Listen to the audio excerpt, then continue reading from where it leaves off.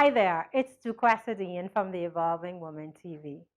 On this show, I share tips, tools, and resources to help women transform their lives. I empower women to feel confident in their authentic selves so that they can embrace an invigorating life with purpose and ease.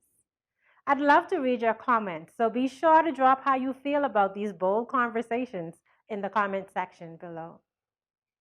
Today, we are talking about how we waste money without even realizing it. I know I've been guilty of doing just that. Money seems to just go as quickly as it comes. And we often feel that we don't have enough money or we don't make enough money to do the things we really want to do in life. And so we start living from paycheck to paycheck. There was a time in my life when I recognized that I had financial leakage. Now, I'm going to share a secret with you. I am not a fan of dining out. Absolutely not. And so I usually prepare all of my family's meals.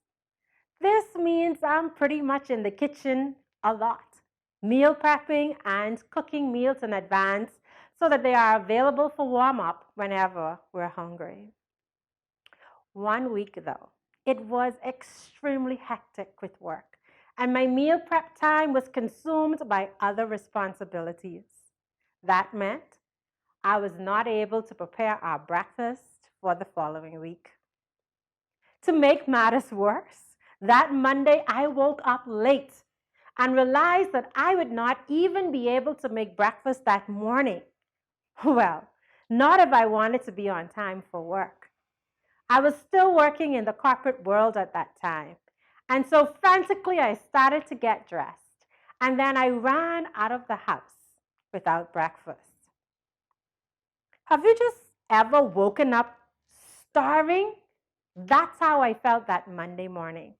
And I knew the day ahead, the schedule was a long, brutal one. And so I decided to stop at a popular coffee shop to purchase some coffee and perhaps a sandwich to avoid me getting hunger headaches, which would cause me to lose my focus. And so I drove to the coffee shop, parked my car, walked into the coffee shop, stood in line. The energy in the coffee shop was high. People were sitting in groups, enjoying their coffee and pastries while having lively conversation. It seemed like such a happy place. I stood until it was my turn to order, and then I asked for a tall white chocolate mocha and an oat bran muffin. Well, I'll admit, I thoroughly enjoyed my coffee and muffin. But more importantly, the service at that coffee shop was excellent. That day, I paid $11 for my order. The customer service professional smiled, asked for and used my name. They were patient as I asked questions about their food products, and they thanked me for my purchase. The next morning, can you guess where I was? You've got it if you said the coffee shop. I was back at the coffee shop again. Every single business day of that week, I was at the coffee shop placing the exact same order for $11. How unbelievable is that? Well, if you think me going back to the coffee shop every day for a week is unbelievable, what about the fact that I actually went every business day for a full year? Yes, I spent $11 a day, 5 days a week for 52 weeks.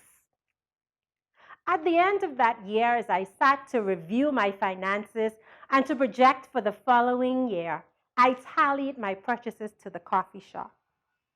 I was blown away that I had mindlessly spent almost $3,000 that year on coffee and a muffin.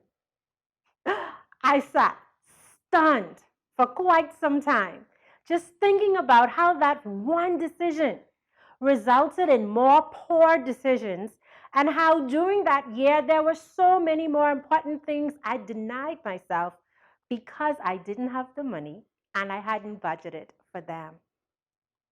We don't focus on the small purchases, do we? We say, oh, that's just $5. Oh, that's just $10. Not recognizing how those small amounts add up to a much larger amount.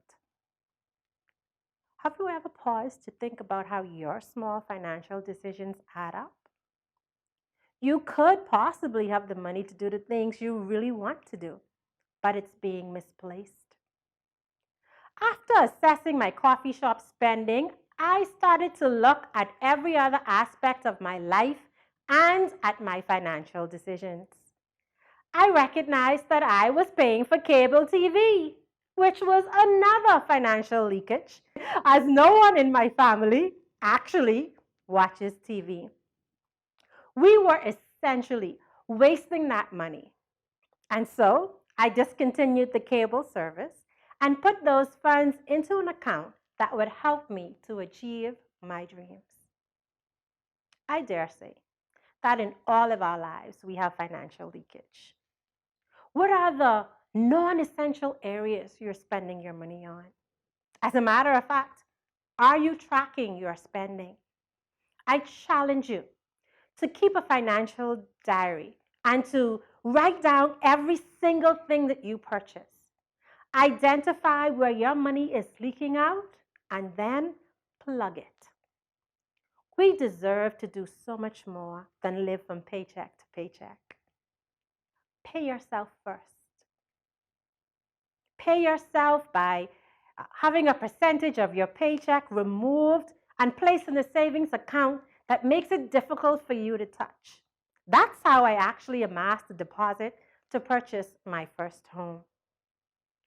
Even when we are on minimum wage, there are ways that we can eliminate some of our financial decisions and choices and take that $10 or that $5 and place it into savings. Living paycheck to paycheck could just be a season of our lives, and that's okay because seasons change. In order to change that season of your life, though, truly inspect where you're spending the money. Then take the waste and save it. Apply it to a course that can elevate your skills and begin to make progress from moving from a minimum wage position to a position that pays more. So I ask you today, what financial changes can you make so that you have money to fund your dreams? Money is a hard conversation. So how did this conversation make you feel today? Did any light bulbs come on as we were having this conversation? Was there an aha moment? Please share them with me. I'd really love to hear about it. And let's start a dialogue about how women can make more meaningful choices with their finances.